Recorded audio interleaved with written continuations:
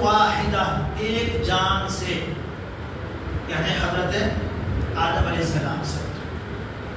وخلق منها، اور پیدا کیا اس سے، یعنی آدم علیہ السلام سے، زوجہا، اس کا جوڑا یعنی حوا علیہ السلام کو. وبث منہما، اور پھیلا دیا ان دونوں سے، رجالا کثیرا ونساء، بہت سے مرد اور بہت سی عورتیں، ان دونوں سے پھیلا دیا آسمان کے نیچے زمین کے اوپر. پھر ہو رہا ہے واتقوا اللہ، ڈرو اللہ سے، الذی تساءلون بہ والارحام، جس کے واسطے سے تم ایک دوسرے سے رشتے مانگتے ہو یا کوئی اور ہیلپ مدد مانگتے ہو اللہ کے واسطے سے. آپ کو معلوم ہونا چاہیے نکاح نبی کی سنت ہے، سنت پر عمل عبادت ہے. اس ذریعے سے حضرات علماء نکاح کو عبادت کہتے ہیں، اور اس عبادت کو ایک خصوصی امتیاز حاصل ہے. بہت لمبی عبادت ہے. فرض نماز عبادت ہے، چند منٹوں کی ہے. روزہ عبادت ہے، چند گھنٹوں کا ہے. زکوٰۃ عبادت ہے، چند گھڑیوں کی ہے. حج عبادت ہے، مخصوص 5 دنوں تک محدود ہے. لیکن نکاح ایک ایسی عبادت ہے برسہاں برس چلتے رہتی ہے. نکاح ایجاب و قبول سے لے کر تا حیات تک. کسی کے 50 سال بھی لگ جاتے ہیں، 70 سال لگ جاتے ہیں، 80 سال لگ جاتے ہیں. اللہ جتنی عمر دے، سالوں ہونے والی عبادت ہے عبادت نکاح.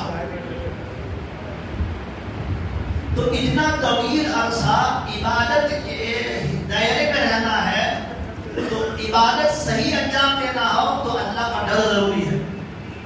نماز صحیح پڑھنا ہو تو یہ ڈر ضروری ہے اللہ مجھے دیکھ رہا ہے یا میں اللہ کو دیکھ رہا ہوں. ایسی ویسی حرکت کروں گا میری نماز بھی خراب، دوسروں کی نماز بھی خراب. اور عبادت کے ساتھ ساتھ نکاح معاملہ داری بھی ہے.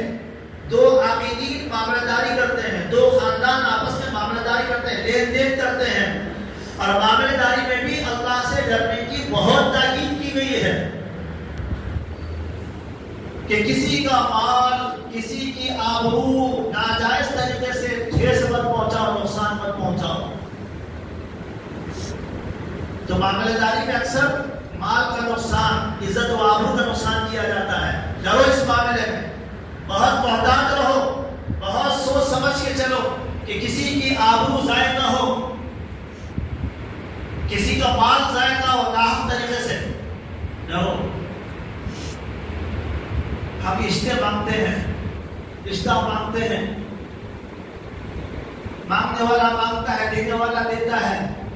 یہ تصور سے دیتا ہے کہ رشتہ مانگنا یہ حکم ہے اللہ کا، نکاح کرنا اللہ کا حکم ہے، رشتہ مانگنا نکاح کرنا نبی کی سنت ہے، یہ اللہ اور اس کے نبی صلی اللہ علیہ وسلم کی اطاعت ہے.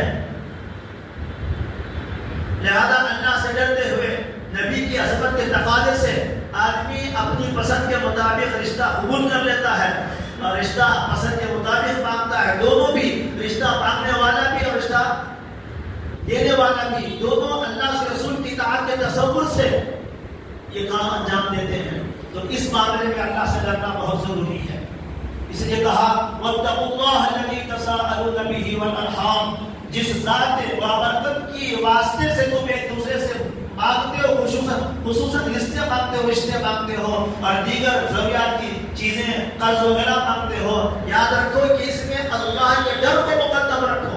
جتنا اللہ سے ڈرو گے اتنا معاملہ داری صاف و شفاف ہوگی، رشتہ داریاں صاف و شفاف ہوگی، ایک دوسرے کے حقوق بہت احتساب کی نیت سے ادا کیے جائیں گے، ڈر اور خوف کے ماحول میں ادا کیے جائیں گے. اطاعت و فرمانبرداری بھی اللہ رب العالمین کے ڈر اور خوف سے کی جائے گی. شوہر کو حکم ہے ڈرو اللہ سے، اس کا مطلب تمہارے کندھوں پر جو ذمہ داری ایک جان کی اپنی بیوی کی آ رہی ہے، اس کے حقوق کی ادائیگی میں اللہ سے ڈرو۔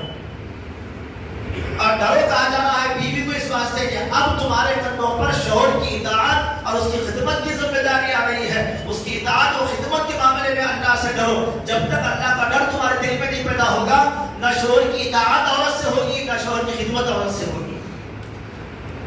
جب تک اللہ کا خوف دل میں نہیں پیدا ہوگا، شوہر کے دل میں نہ بیوی کے حقوق ادا کرنے کا جذبہ آئے گا، نہ بیوی کی تعظیم، عزت و احترام، اس کے جائز حقوق کو پورا کرنے کا جذبہ خدا کے ڈر کے علاوہ نہیں آ سکتا۔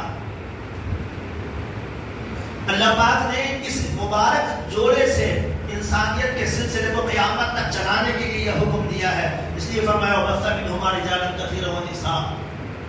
یہ سلسلہ قیامت تک قائم رہے، اس لیے نکاح کا حکم دیا ہے۔ پھر سورہ آل عمران 102 نمبر والی آیت میں حکم ہے یا ایھا الذین آمنوا اتقوا اللہ، یہاں بھی اللہ سے ڈرنے کا حکم ہے۔ تو بھی کیسا مزید تاکیدی حکم ایک اور آ رہا ہے، حق تقاتہ، ڈرو ایسے جیسے کہ اس سے ڈرنے کا حق ہے، پورا پورا حق ادا کرو کہ ہر وقت معاملہ داری میں، سلوک میں، ایک دوسرے کے میاں بیوی اور خاندان آپس میں ایک دوسرے کے ملاقات اور سلوک میں اس وقت اللہ کا ڈر تمہارے سروں پر قائم رہے، تمہارے دل و دماغ پر سوار رہے اللہ کا ڈر۔ حقوق کی ادائیگی میں خیال رہے اللہ کا ڈر، ایک دوسرے کو عزت دینے میں، ایک دوسرے کا احترام کرنے میں خیال رہے اللہ کا ڈر رہے تمہارے